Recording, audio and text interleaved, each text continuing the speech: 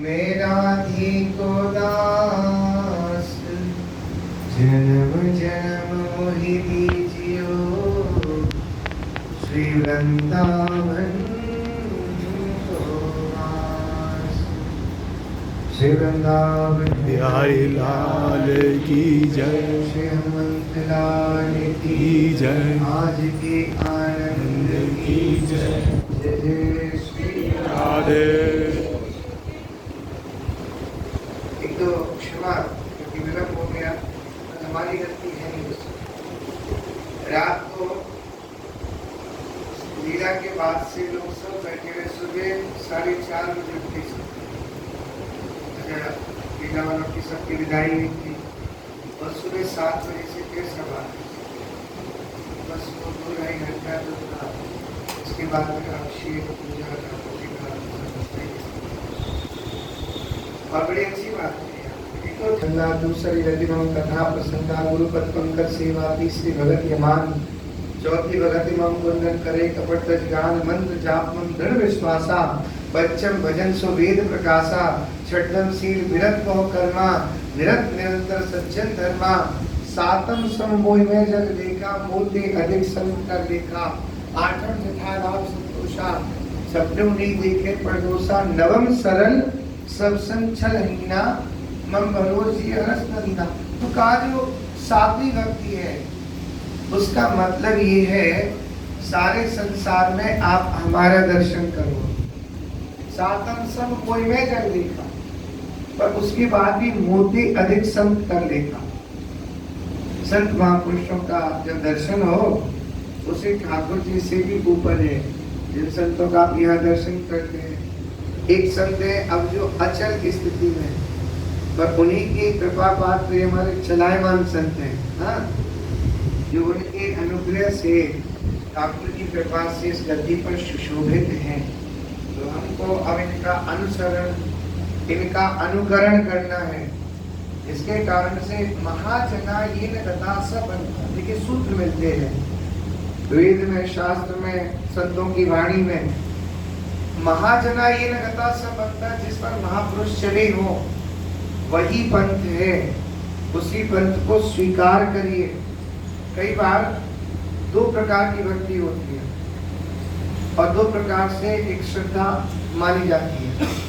एक तो गुरु परंपरा, इसको गुरुमुखी कहते हैं, और एक होता है मनमुखी, जो अपनी इच्छा से चाहे जैसा पूजन, चाहे जब पूजन, जैसा भोग, जैसी स्थिति, ये मनमुखी है। पर जब तक हम किसी के एक शासन में जब तक नहीं रहते तब तक उसका लाभ नहीं होता। शासन और अनुशासन, जब तक आप एक क्षेत्र के अंदर है, ये सच्ची बात है, तो आप सुरक्षित है।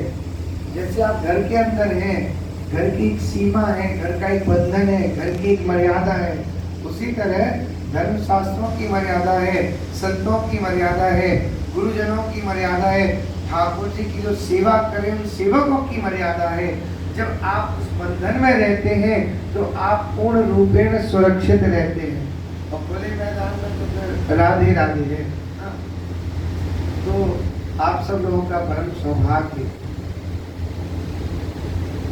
पूज्य बाबा महाराज ब्रज में खूब रहे और हमारी मैया का जब विवाह हुआ, उन्होंने कुछ राशि सिक्के की भेजी थी। आज भी हमारी मैया ने उनको संभाल करके रखा था। कुछ बाबा के हाथ का ये है। और प्रतिवर्ष दीपावली पर ठाकुर जी की पूजा से पहले उनकी पूजा करते हैं। ये संतों का एक प्रसादी का हमारे में ब्रजवास विशेष रूप से स्वीकार कर, तो उनकी सानिध्यता एक जीवन में ही कभी मत सोचना कि संत चले गए। संतों की बात छोड़िए, आपके जो मित्रगण हैं वो भी कहीं नहीं जाते, वो एक लोक में स्थित होते हैं पर आपको आशीर्वाद देते रहते हैं। कई बार होता है ना, कई काम नहीं बनते, पितृ नाराज है। पितृ पक्ष में उनकी तिथि पर आप प्रसाद न पवाओ तो फिर दिक्कत हो जाती है। कहीं ना कहीं वो छोटा सा ना प्रसाद दे देते हैं, हाँ? भूल गए हमको। शादी विवाह इन सब में विशेष रूप से उनको स्वीकार किया जाता है। जब पितृपक्ष में पितृ विराजमान, तो ये तो साक्षात था भगवान, जिनको मान करके चले ऐसे संत स्वरूप वो कहीं नहीं जाते, सब यहीं पर है। ये ऐसा परम प्रिय स्थान है। आपने कहा वृंदावन, हमारे संतों के एक सिद्धांत में बात आती है, जब लगी यमुना गाए गोवर्धन, जब लगी गोकुल गाम गुसाई, जब लग श्री भागवत कथामृत, तब लगी कलयुग नाही नाही, जब लगी यमुना।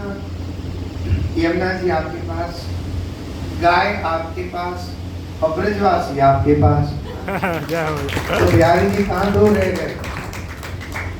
केवल राशब्दम ब्रह्मवैवर्त पुराण का वाक्य, राशब्दम कुर्वतस्तस्तो ददामि भक्तिमुत्तमाम। भगवान कहते हैं केवल राश शब्द का उच्चारण करने से मैं जीव को अपनी भक्ति दे देता हूँ। किसी ने प्रश्न किया, कोई कह दे महाराज राधा, तो धा सुनकर के आप फिर क्या करते हैं? बोले धा शब्दम कुर्वता पश्चाद्यामि श्रवण लोभत। बोले पूरा राधा सुन करके तो मैं उसके पीछे पीछे डोलता हूँ। तो जो दिन रात राधे राधे जप रहे हैं, यमुना जी के किनारे रह रहे हैं, गाय की सेवा यहाँ हो रही है, ठाकुर जी के भक्त श्री हनुमान जी महाराज, हनुमंत लाल कौन है? श्री हनुमान जी महाराज क्यारे में रुद्र हैं, शंकर जी हैं, शंकर सुवन केसरी नंदन, और से संत शंकर स्वयं केसरी नंदन नहीं बोलते, कोई अंतर। अच्छा शंकर जी फिर कौन हो गए?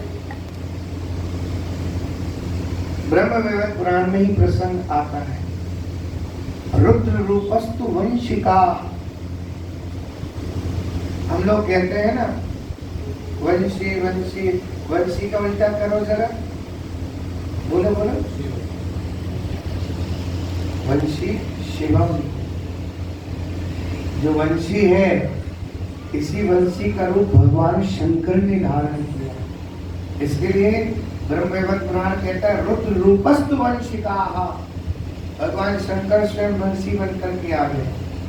तो यमुना जी गाय, और 11 में रुद्र हुए हनुमान जी महाराज। ठाकुर जी की बंसी जब यहाँ बज रही है तो ठाकुर कहाँ भागे वो? इसलिए सर्वत्र ये जो स्थान है, इस स्थान की महिमा संत ऐसी आके नहीं विराजे। वृंदावन से यदि यहाँ आकर के पूज्य बाबा महाराज विराजे है ना, तो कुछ सोच करके ही विराजे होंगे। ऐसे जाकर के कोई ब्रज नहीं छोड़ करके आता। तो ब्रज की सारी जितनी वस्तुएं हैं वो सभी विराजमान है। अच्छा देखो सेवा में कौन आए?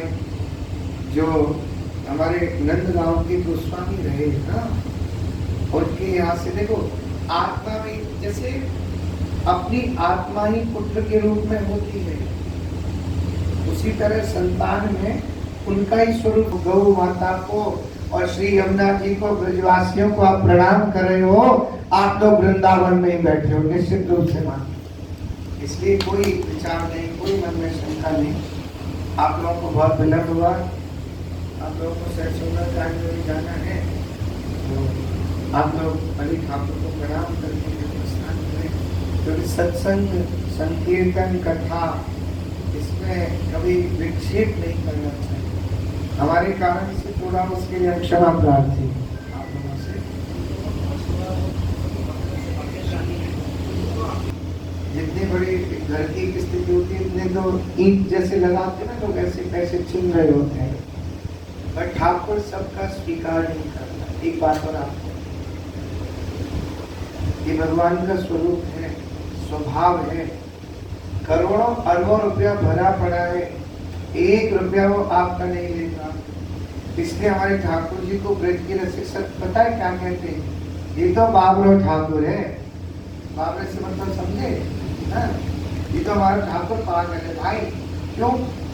इसको वेद वेदांत की और बड़े बड़े देवता स्तुति करते हुए कुछ साकेत में प्रार्थना करते हुए कहते हैं महाराज आप आओ, आप भोग लगाओ। ठाकुर एक बार नहीं सुनते। और ब्रज के गरीब भक्तों के लिए एक पद में वर्णन किया है, ब्रज भक्त गरीब गोपाल रुचेतज आयो सिंहासन श्रीपुर को। उनको ब्रजवासी भक्त इतने प्रिय लगे, श्रीपुर यानी वैकुंठ के सिंहासन को छोड़ आए। और वहाँ क्या सेवा होती है? वहाँ शेष की सेज पे शयन करे। वहाँ शेषनाग अपना आसन लगाकर तैयार रहता है और ठाकुर जिसकी मुलायम मुलायम देह पर सोते हैं। और यहाँ तो कुछ मिलता नहीं है ऐसा। अब सांप पे सोन लग जाए तो ब्रजवासी वाले लग के सांप को कल्याण कर दे। तो कुछ तो चाहिए। तो क्या करते यमुना जी की जो रज है ना, बड़ी कोमल है, सुकोमल है। ठाकुर जी दौड़े दौड़े आते और कलामंडी खा के गिर जाते। आनंद आ गया। वहाँ शेष की सेज पे शयन करे या नित्य फिरे रज में रुड़ क्यों, वहाँ पर प्रार्थना की जाती है। ठाकुर जी का भोग 2-3 प्रकार से लगता है। एक तो भगवान स्वयं भोग लगाए और दूसरा घ्राण मार्गे न केशव, गंध लेते भगवान। और तीसरा दृष्टि भोग लगा लेते ठाकुर जी। वहां तो कई बार दृष्टि भोग भी नहीं लगा। वो पुरुष सूक्त से सहस्त्र शीर्षा पुरखा सहस्त्राक्ष सहस्त्र प्राप्त वो प्रार्थना कर रहे होते। ठाकुर कहते हैं ठीक है लग गया भोग। और यहाँ क्या करते ब्रज में? जो बेचारा साधु जो 1 रुपया नहीं छूता, जिसके पास अपना घर नहीं, एक कुटिया में रहता है और भिक्षा में गुड़ और सत्तू मांग के लाता है ब्रजवासियों से, और वो अपनी कुटिया में बैठकर प्रार्थना करता है, हे ठाकुर जी आए के भोग लगाओ। और क्या करते हो कि कुटिया में घुस जाए और कहे बाबा आधो तेरो और आधो मीरो, व्यंजन तज साधुन के करसों, सत्वानित भोग रुचे गुरु को, भग जाओ रे ज्ञानी गुमानी सबे, या राज है बाब रे ठाकुर को। तो यहाँ पर जो कहा गया है, सबसे पहले मंदिर की जो सेवा पहुंची वो भी ब्रजवासियों के हाथों से पहुंची। हमने तभी उनको कह दिया अब कार्यक्रम में ना कोई बाधा आएगी और देखना कार्यक्रम निश्चिंत रूप से आपका होगा। तो ऐसे ब्रजवासियों के ठाकुर जी की महिमा, श्री हनुमंत लाल की महिमा, हमारे संत भगवान की महिमा, स्थान की महिमा। तो आप सभी भक्तों को नमन प्रणाम। जय श्री कृष्ण, राधे राधे। कष्ट के लिए पुनः क्षमा प्रार्थना।